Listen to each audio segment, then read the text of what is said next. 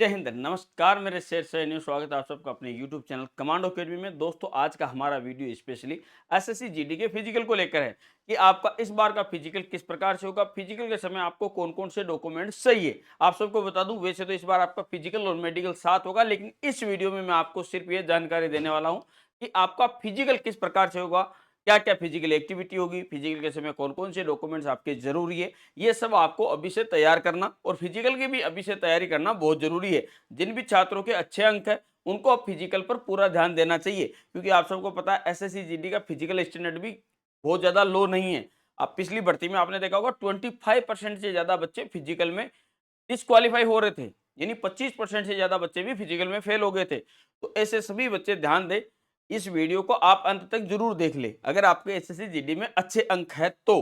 ठीक है लाडलो। वैसे आप सबने कट ऑफ के वीडियो अब देख लिए होंगे, जिससे आपको ये अनुमान लग गया होगा कि इस बार कट ऑफ कितनी जा सकती है। अगर आपने अभी तक नहीं देखा है तो कमांडो अकेडमी के नाम से हमारा टेलीग्राम ग्रुप है, उसमें एक्सपेक्टेड जो कट ऑफ है फिजिकल की वो भी हमने बना के डाली है, जो हमको लगता है। तो उससे भी आपको काफी कुछ आइडिया हो जाएगा, वो जाके आप जरूर चेक कर लेना भाई। ठीक है लाडलो। सबसे पहले एसएससी जीडी फिजिकल क्या आप सबको पता है, एसएससी जीडी का फिजिकल जो बच्चे पेपर क्वालिफाई हो जाएंगे वो एसएससी जीडी फिजिकल देंगे। ठीक है। फिजिकल इसका जो स्टैंडर्ड है वो आप सबको क्लियर होगा, नहीं तो आगे मैं वीडियो में क्लियर कर दूंगा। फिजिकल में कौन कौन से डॉक्यूमेंट्स जरूरी होते हैं वो देख लीजिए भाई। सबसे पहले 10th क्लास की मार्कशीट अपनी आयु, नाम और शैक्षणिक योग्यता साबित करने के लिए। ठीक है, आपकी जो 10th क्लास की मार्कशीट है वो चाहिए, जिससे आपकी आयु साबित हो सके, आपका नाम, आपके माता पिता का नाम और आपकी शैक्षणिक योग्यता उससे साबित हो सके। इसलिए सबसे जरूरी डॉक्यूमेंट्स आप सबको पता है, कई बार मैं बता चुका हूं, सबसे जरूरी अगर कोई डॉक्यूमेंट्स है तो वो आपका है 10th क्लास की मार्कशीट। ठीक है। परसेंटेज का कोई लेना देना नहीं है, भले ही आपके कितने परसेंटेज क्यों ना हो। उसके बाद में दूसरा सबसे इंपॉर्टेंट है निवास प्रमाण पत्र, जिसको डोमिशियल भी बोलते हैं, सबसे जरूरी।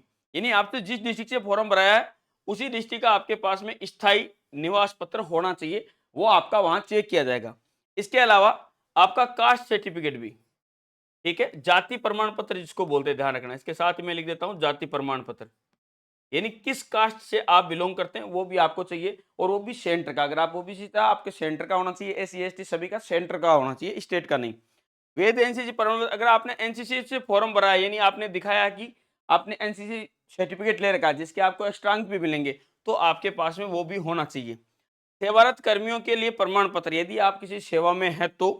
अगर आप भूतपूर्व सैनिक है तो उसका भी, यदि आप भूतपूर्व सैनिक है तो वो वचनबद्धता प्रमाण पत्र चाहिए। जाति प्रमाण पत्र यदि आप आरक्षित श्रेणी से संबंधित, यानी अगर आप जनरल कैटेगरी से तो प्रॉब्लम नहीं, लेकिन अगर आप ओबीसी, एससी, एसटी और ईडब्ल्यूएस, तो आपको ये सेंट्रल लेवल के डॉक्यूमेंट चाहिए। ठीक है। ये आपके पास में केंद्र सरकार के होने चाहिए। अगर आप जनरल कैटेगरी से है तो आपको इनमें से किसी की जरूरत नहीं है।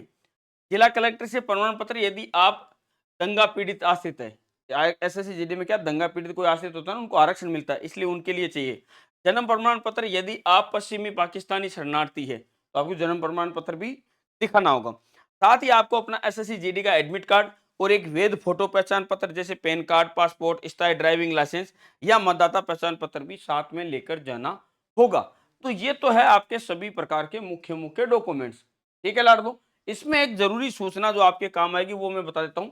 आपने फॉर्म भरते समय, जब आपने फॉर्म अप्लाई किया था, तो फॉर्म भरते समय आपको ने जो 10th क्लास की मार्कशीट के अनुसार ही आपने अपना नाम, यानी जो आपका खुद का नाम है वो, आपके फादर्स नेम, आपके मदर्स नेम और आपकी डीओबी, ये उस समय फिल की होगी। याद रखना, आपके फॉर्म के एग्जिट ही वो होनी चाहिए, जैसे आपने फॉर्म में भरा है वैसी की वैसी आपकी 10th क्लास की मार्कशीट में होनी चाहिए, अन्यथा आपको भर्ती से बाहर कर दिया जाएगा। दूसरा, आपका जो मूल निवास है जिसको डोमिशियल बोलते हैं, वो आपने जिस जिले से फॉर्म भरा आपके पास में उस जिले का होना चाहिए। ये दो सबसे ऐसे डॉक्यूमेंट्स हैं, इनके बिना आपको भर्ती से बाहर किया जा सकता है, बाकी अन्य में किसी में भी नहीं लाड़ लो। ठीक है। फिजिकल में क्या क्या होता है देखो, शारीरिक मानक प्रशिक्षण यानी पीएसटी, जिसमें ऊंचाई, वजन और सीने की माप शामिल है। ठीक है, ये आगे मैं आपको बताऊंगा कितनी ऊंचाई होनी चाहिए, कितना सीना होना चाहिए, सब कुछ। शारीरिक दक्षता प्रशिक्षण पीईटी, जिसमें दौड़ शामिल है। ठीक है लाडो। अब देखो लंबाई कितनी होनी चाहिए, पुरुषों के लिए 170 सेंटीमीटर। कितनी लाड दो, 170 सेंटीमीटर, लेकिन एसटी कैटेगरी के पुरुषों के लिए ये हाइट 162 सेंटीमीटर है। ठीक है।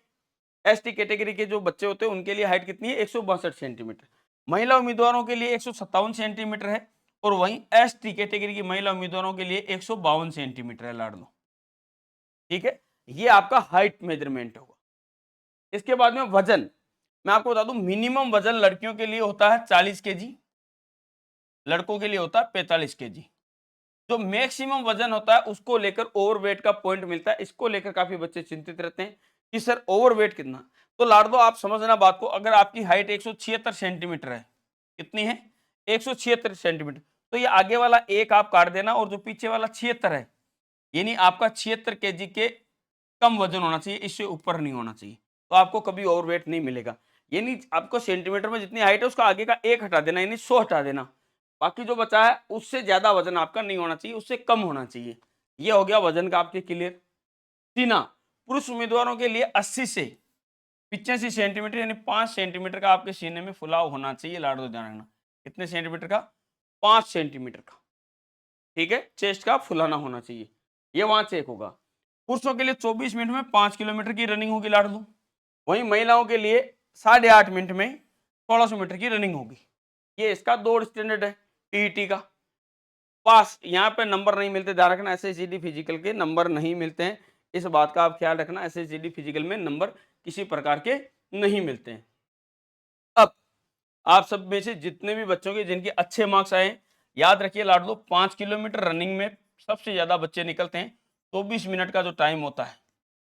लड़कियों में भी सबसे ज्यादा इसी में निकलते हैं, जो 1600 मीटर की इनकी जो रनिंग होती है, सॉरी, जो इनकी 1600 मीटर की जो रनिंग होती है, 1600 मीटर 8 मिनट 30 सेकंड का समय मिलता है।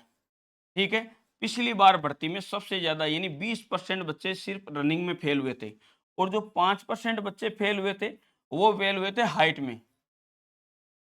तो आप अपनी हाइट जरूर चेक कर ले। अगर आपकी हाइट नहीं है, 5% बच्चे में आपको बताऊं लाड दो, अगर आपकी हाइट नहीं है तो आपको दूसरे एग्जाम की तैयारी करनी चाहिए। लेकिन जो ये 20% बच्चे हैं, ये अपनी खुद की लापरवाही की वजह से भर्ती में फेल होते हैं, इनसे मूर्ख कोई नहीं है।